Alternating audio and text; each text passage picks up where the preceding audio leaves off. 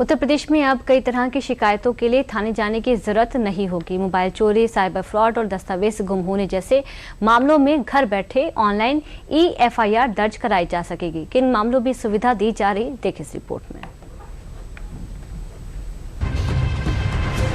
Mobile चोरी हो गया हो या फिर बाइक गायब हो गई हो या फिर साइबर ठगों ने आपके खाते से पैसे उड़ा दिए हों, ऐसी स्थिति में अब हर बार आपको थाने के चक्कर लगाने की जरूरत नहीं पड़ेगी।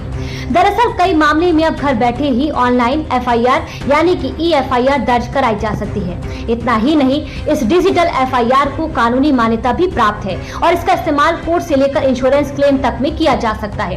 इससे न सिर्फ समय की बचत होगी बल्कि लोगों को लंबी प्रक्रिया और बार बार थाने जाने की परेशानी से भी राहत मिलेगी। आइए जानते हैं कि किन मामलों में ये सुविधा मिलेगी और अगर पुलिस कार्रवाई ना करे तो आपके पास क्या विकल्प रहता है। Mobile, purse, wallet, Aadhaar card, PAN card, driving licence, passport, marksheet जैसे जरूरी दस्तावेज खो जाने पर, बाइक, कार या अन्य वाहन चोरी होने पर, घर या दुकान में सामान्य चोरी की घटनाओं में, online banking fraud, UPI fraud और अन्य साइबर ठगी के मामलों में, अज्ञात आरोपी होने पर कई मामलों में ऑनलाइन शिकायत दर्ज की जा सकती है।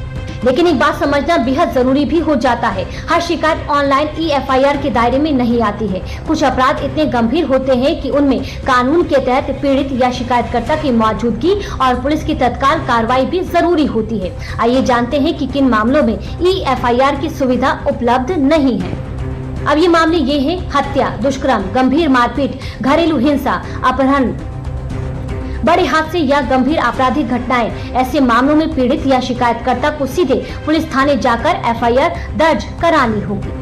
डिजिटल दौर में पुलिस सेवाएं भी तेजी से ऑनलाइन हो रही हैं, लेकिन ये जानना भी जरूरी है कि हर शिकायत ऑनलाइन एफआईआर के दायरे में नहीं आती है। इसलिए शिकायत दर्ज करने से पहले ये समझ लें कि आपका मामला एनसीआर है या एफआईआर, और अगर आपकी वैध शिकायत पर कार्रवाई नहीं होती है तो कानून आपको उसके खिलाफ भी कई मजबूत अधिकार देता है।